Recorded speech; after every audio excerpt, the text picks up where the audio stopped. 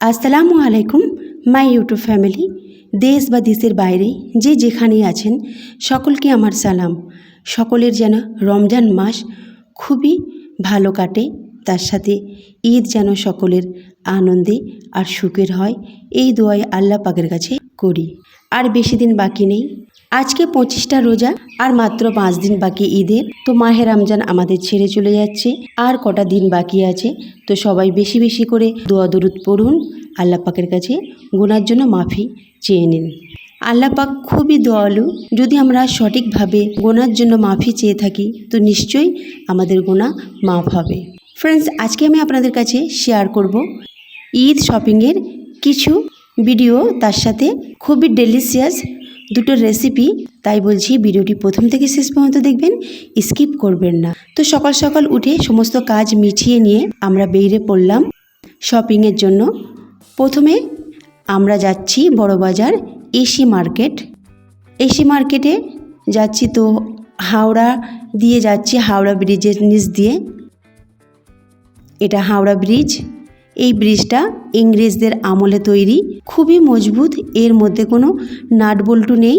এটা ফিটিং করা একটা ব্রিজ, আর খুবই বিখ্যাত ব্রিজ, আর এর মধ্যে আজ পর্যন্ত কোনো প্রকার ক্র্যাক আসেনি। চলুন, আমরা এসে গেছি AC market, Satyanarayan park AC market, যেখানে আমরা যাচ্ছি সবাই মিলে। তো মার্কেটের মধ্যে ঢুকে পড়লাম, ফুল এসি। প্রথমে এখানে দেখে নেব যদি আমার মেয়েদের এখানে কিছু পছন্দ হয় তো ওরা পছন্দ করে নেবে। আমি একটু ঘুরে ঘুরে আপনাদেরকে দেখাচ্ছি, সবটা তো দেখাতে পারবো না, তো একটু একটু করে তুলে আমি ভিডিও শ্যুট করে আপনাদেরকে দেখাচ্ছি। আমার মেয়েরা একটু হালকা ড্রেস পছন্দ করে, তো এখানে একটা ড্রেস পছন্দ করেছে, যেটা ফিটিং করার জন্য রেখে আমরা আবার চলে এলাম নিউ মার্কেট। শ্রীরাম আর্কেড মলে আমরা ঢুকলাম, ফুল এসি, 5তলা বিল্ডিং, আর নিচে খুব সুন্দর ডেকোরেশন করা রয়েছে, আর স্পা করার জন্য এখানে সুযোগ সুবিধাও রয়েছে। এখানে লিফটও রয়েছে। খুব সুন্দর এই শপিং মলটা, দেখেই বুঝতে পারছেন, তবে পুরোটা আপনাদেরকে আমি দেখাতে পাচ্ছি না, একটু একটু করে ভিডিও তুলে দেখিয়ে দিলাম।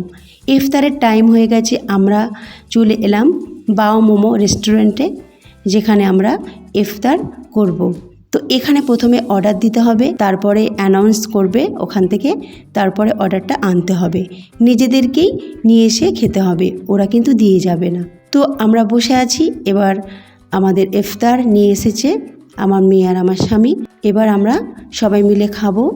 এখানে নুডলস, তার সাথে চিকেন মাঞ্চুরিয়ান, আর ফ্রাইড রাইস, তার সাথে চিলি চিকেন। খুবই ভালো লেগেছে খেতে, খুবই সুস্বাদু খাবার, আর এখানে বসতেও খুব ভালো লেগেছে, এর পরিবেশটাও খুবই আমাদের সবারই ভালো লেগেছে।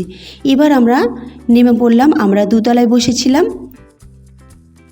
এটা নিচের তলা। এবার আমরা গেটের বাইরে বেরিয়ে যাচ্ছি, বাইরে বেরিয়েই আমরা কুলফি ফালুদা খাবো, এটাও খেতে কিন্তু খুব ভালো। এবার চলে এলাম ট্রেন্ডস মার্কেটে, পাশেই আছে ট্রেন্ডস মার্কেট। এখান থেকে আমার বড় মেয়ে দুটো ড্রেস নিয়েছে, ড্রেস নেওয়া হয়ে গেছে, বিলিং করার জন্য আমরা নিচে যাচ্ছি। তারপরে সব কিছু কেনাকাটা করার পর আমরা বাড়ি ফিরে এলাম। বাড়ি ফিরে এসে ছেলের ড্রেসগুলো প্রথমে দেখাচ্ছি। ছেলে আগের দিনের ড্রেস কিনে নিয়েছিল, তো ড্রেসগুলো দেখাচ্ছি। ও 3টে প্যান্ট নিয়েছে, টি শার্ট নিয়েছে 3টে, আর একটা ফুল শার্ট নিয়েছে।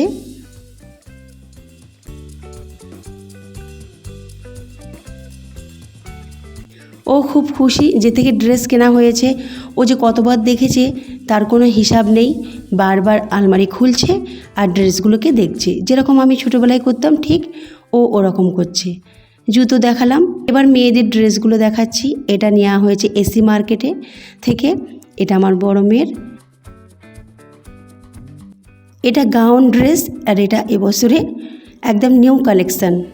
আর এটা আমার ছোটো মেয়ের, আমার সব থেকে এই কালারটা বেশি ভালো লেগেছে, আর আমি এটা পছন্দ করেছি ওর জন্য, খুব সুন্দর লাগছে কালারটা, আর ও পরেছিল, ওকে দেখতেও খুব ভালো লাগছে।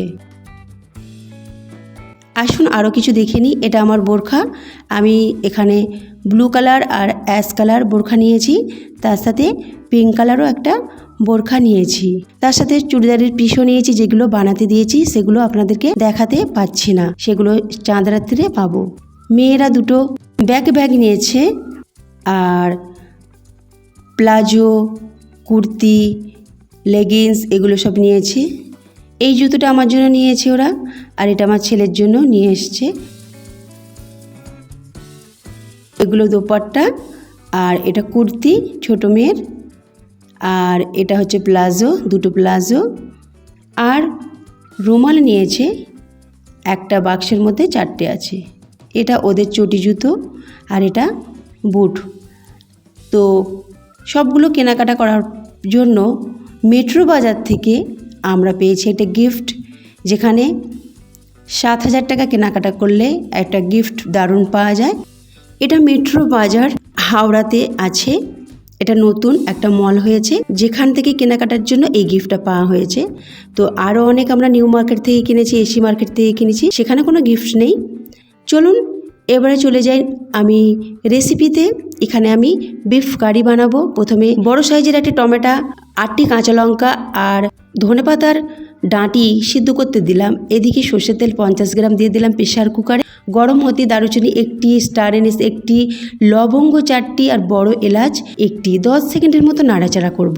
তারপরে 4টি মাঝারি সাইজের পেঁয়াজকে কুচি করে রেখেছিলাম মোটা মোটা করে, সেটাকে দিয়ে দিলাম। দিয়ে এটাকে কিছুক্ষণ নাড়াচাড়া করব। কিছুক্ষণ মানে এই ধরুন প্রায় 2 মিনিট। আর গ্যাসের ফ্লেমটা মাঝারি রাখবো। নাড়াচাড়া করতে করতে এখানে দিয়ে দেব লবণ। লবণ দিলে খুব তাড়াতাড়ি পেঁয়াজটা নরম হয়ে যায়, সেই জন্য পেঁয়াজ ভাজার সময় আমি অবশ্যই লবণটা দিয়ে দিই, তাতে পেঁয়াজটা খুব তাড়াতাড়ি গলে যায়।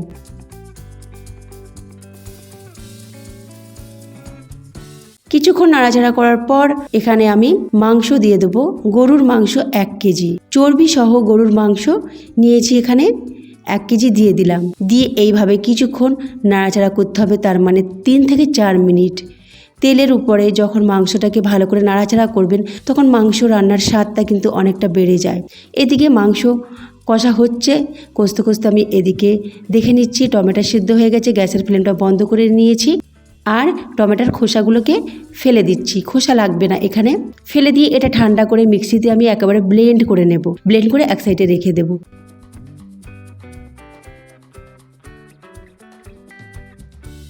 আবার মাংসটাকে কষে নিচ্ছি।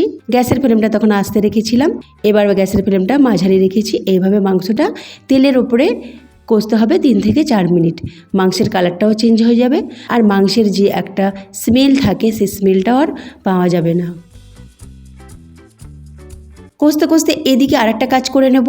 একটা মোটা ধরনের পাত্র বসিয়েছি পাশের উনুনে, যেটাতে আমি মোটা ধরনের সেমুই নিয়েছি। খুব মোটা না, এটা মাঝারির। তো এই ধরনের সেমুইটা নিয়েছি। সেমুইটাকে আমি শুকনো একটু ভেজে নেব 3 থেকে 4 মিনিট। শুকনো শুকনো ভেজে নেবার পর ঘি দেব 2 চামচের মতো। ঘিয়ে দিয়ে 2 মিনিটের মতো ভাজবো। 2 মিনিট ভেজে এটা এক সাইডে সরিয়ে রাখবো।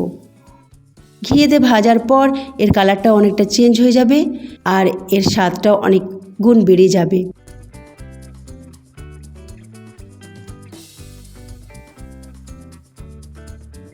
ঝরঝরে একটা একটা হয়ে গেছে। এবার এটাকে এক সাইডে আমি সরিয়ে রাখছি। এবার আবার মাংসটাকে আমি দেখে নেব। মাংসটাকে একটু ভালো করে কষিয়ে নেব। মাংস কষাতে কষাতে আমি 1 টেবিল চামচ এখানে আদা রসুন বাটা দিয়েছি, যেটা আপনাদেরকে দেখানো হয়নি। আদা রসুন বাটা দেওয়ার পর কষানোর পর আমি যে পেস্টটা বানিয়েছিলাম, টমেটো আর কাঁচা লঙ্কার যে পেস্টটা, ওটা দিয়ে দিলাম। দিয়ে এটাকে প্রায় 3 থেকে 4 মিনিট কষতে হবে। কষানোটা খুবই ইম্পর্টেন্ট যে কোনো রান্নার ক্ষেত্রে, বিশেষ করে মাংস রান্না। যত কষাবেন ততই স্বাদ কিন্তু বাড়বে।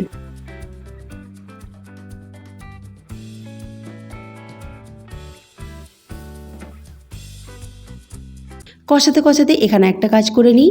এখানে একটা পাত্র নিয়েছি, তাতে একটু পানি ঢেলে দিলাম, আর 1 লিটার দুধ দিয়ে দিলাম। দুধটা ফুল ফ্যাট হলে খুব ভালো হয়। দুধটা দিয়ে ফোটাতে দিয়ে দিলাম। বরফ জমে গেছে দুধটা, যেহেতু এটা ডিপ ফ্রিজে ছিল। এবার এটা বসিয়ে রাখলাম কম আঁচে। এটা আস্তে আস্তে ফুটুক, আমি ততক্ষণ মাংসের মধ্যে কিছু মশলা দিয়ে দিই। 1 টেবিল চামচ কাশ্মীরি লঙ্কা, ধনে গুঁড়ো ভেজে নেওয়া 1 চামচ, জিরে হাফ চামচ, হলুদ হাফ চামচ, সাদা গোলমরিচের গুঁড়ো হাফ চামচ আর কালো গোলমরিচের গুঁড়ো হাফ চামচ এই মশলা দিলাম।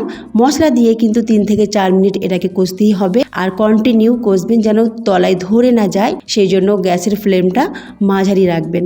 কষানো হয়ে গেলে কম আঁচে 10 মিনিট এটাকে রান্না হতে দেব আর মাঝে মাঝে কিন্তু ঢাকনা খুলে নাড়াচাড়া করব, কারণ তলায় ধরে যেতে পারে।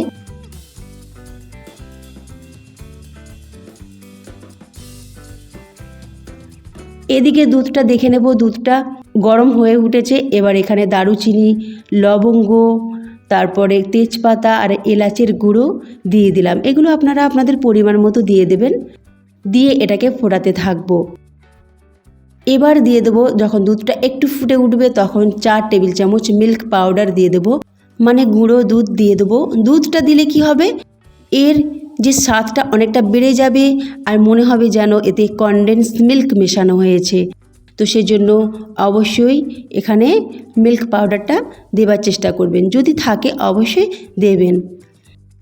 ভালো করে আমি এভাবে মিশিয়ে নিলাম, কারণ সরাসরি যদি আমি মিল্ক পাউডারটা দুধে ঢেলে দিতাম তাহলে অনেক লাম্পস তৈরি হয়ে যেত, সেই জন্য ছাঁকনিতে দিয়ে এইভাবে আমি করে নিলাম। দুধ মিশে গেল। এবারে দুধ ফুটে উঠলে খুব ভালোভাবে যখন দুধটা ফুটে উঠবে আমি চিনি দিয়ে দেব 4 টেবিল চামচ। মিষ্টিটা আপনারা আপনাদের স্বাদ অনুযায়ী দেবেন। 4 টেবিল চামচ চিনি দিয়ে নাড়াচাড়া করে নিচ্ছি আর একটু লবণ দেব, কারণ মিষ্টি জাতীয় খাবারে একটু লবণ দিলে খাবারের স্বাদটা অনেক গুণ বেড়ে যায়। 1 চুটকি লবণ, দেখি বুঝতে পারছেন কতটা লবণ দিচ্ছি। এবার নাড়াচাড়া করে দুধটাকে ফুটতে দেব। দুধ খুব ভালোভাবে ফুটে গেলে ভেজে রাখা সেমইটাকে দিয়ে দিলাম। সেমইটাকে দিয়ে একটুখানি নাড়াচাড়া করে নেব আর খুব ভালোভাবে এটা যখন ফুটবে তখন আমি মাখানা দিয়ে দেব। আজকে কোনো ড্রাই ফ্রুট দিচ্ছি না, কারণ ড্রাই ফ্রুট এখন আমার কাছে নেই এই মুহূর্তে, সেই জন্য আমি মাখানা দিয়েই সেমইটা বানাচ্ছি। মাখানা দিলে সেমইয়ের স্বাদ কিন্তু অনেক গুণ বেড়ে যায়। যদি মাখানা না থাকে না দেবেন, তাতে কোনো প্রবলেম নেই। শুধু মিল্ক পাউডার আর দুধ দিয়েও এই সেমইটা খেতে কিন্তু অসাধারণ হয়। তো আপনারা এটা বানিয়ে খেতে পারেন। 10 মিনিট এটা কম আছে বসিয়ে রাখলাম, ততক্ষণ এদিকে মাংস রান্নাটা দেখে নিচ্ছি। এদিকেও 10 মিনিট হয়ে গেছে। এবার গরম পানি পাশে করে রেখেছিলাম, গরম পানি একটু অ্যাড করে দিলাম, দিয়ে একটু ভালো করে কষিয়ে নিলাম, একটু নাড়াচাড়া করে নিলাম। একটুখানি নাড়াচাড়া করার পর আমি আপনাদেরকে গ্রেভিটা ভালো করে দেখাচ্ছি। দেখুন কত সুন্দর গ্রেভিটা হয়েছে আর এর কালারটাও দারুণ এসেছে।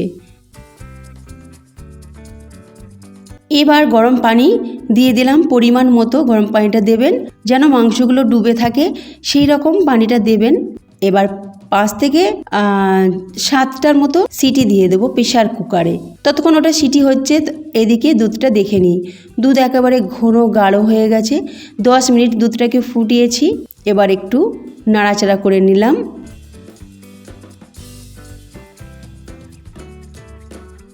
গ্যাসের ফ্লেমটা বন্ধ করে দিয়েছি। এবার গরম গরম একটা পাত্রে ঢেলে নিচ্ছি।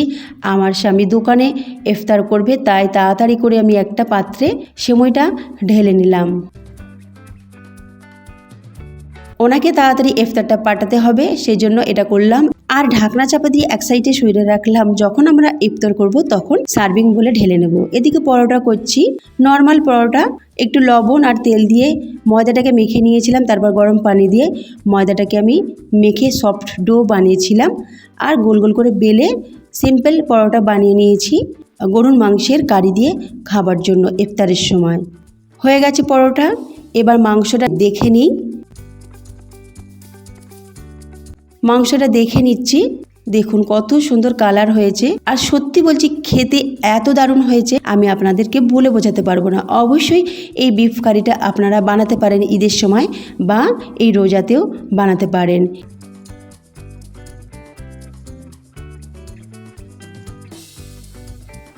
আর এই দুধ সিমইয়ের তো কোনো জবাবই নেই।